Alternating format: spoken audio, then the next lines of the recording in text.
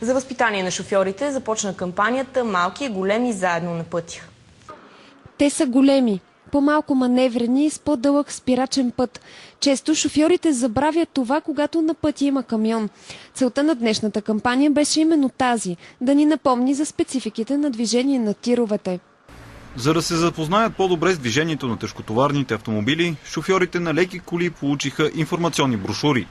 Сериозен проблем се оказва неинформираността на шофьорите на леки коли за курсовете на тежкотоварните автомобили. При камионите, например, спирачният път е с 15 метра по-дълъг, а мъртвите зони, т.е. пространството извън полезрението на шофьора, са повече и по-големи.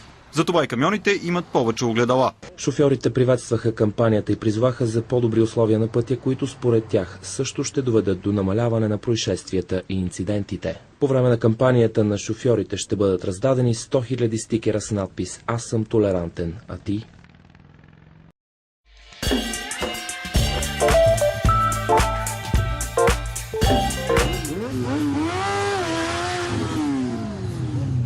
Днес София е по-шумна от всеки друг ден в годината. Мотосезон 2011 е факт. Кметът на столицата Йорданка Фандъкова даде старт и на кампанията "Малки и големи заедно на пътя". Ревът на стотици мотори от цялата страна огласи площад Александър Невски на 26 март.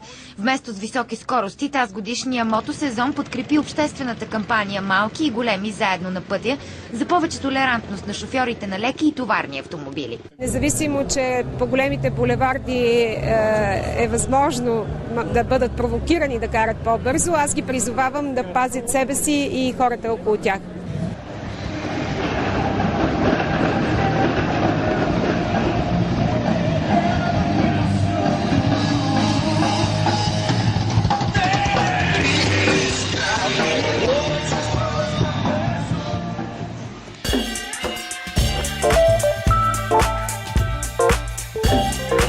Because what we're talking about is changing attitudes, if not to say cultures, of behavior on the road. But the fact that we are here is already showing that we have realized the need for this change. Управлението на тежкотоварен автомобил е много различно от управлението на лека кола. Заради габаритите им камионите са и много по-опасни. Именно по тази причина българските превозвачи започват да използват все по-сложни компютърни системи за безопасност. Водачите, например, ще трябва да използват дрегер при всяко запалване на двигателя. Алкохолка го използва човек, който е употребил алкохол и не можем да запалим. Значи това е идеята, да не могат шофьори, които са употребили алкохол, да се качват и да карат камиони, които могат да причинят много големи инциденти. Освен алкохолът, опасното при тировете е намалената видимост на шофьора заради наличието на много и големи мъртви точки.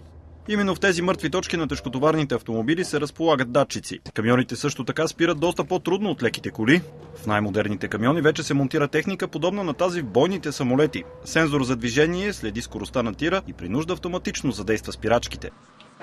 За тази година катастрофите по вина на товарни автомобили са значително по-малко, обясниха още от КАТ.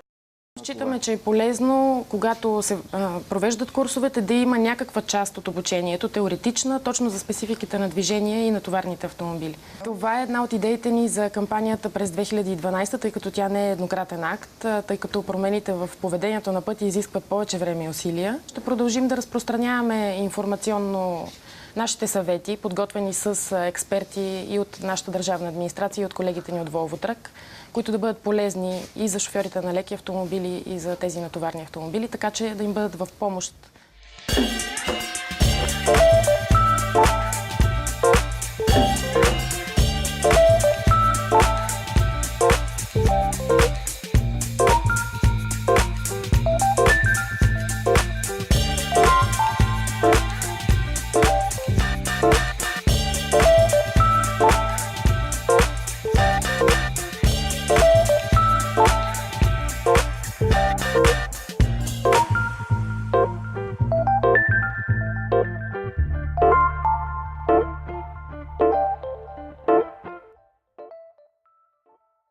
Even if our campaign is able to save one human life, then it's already a success.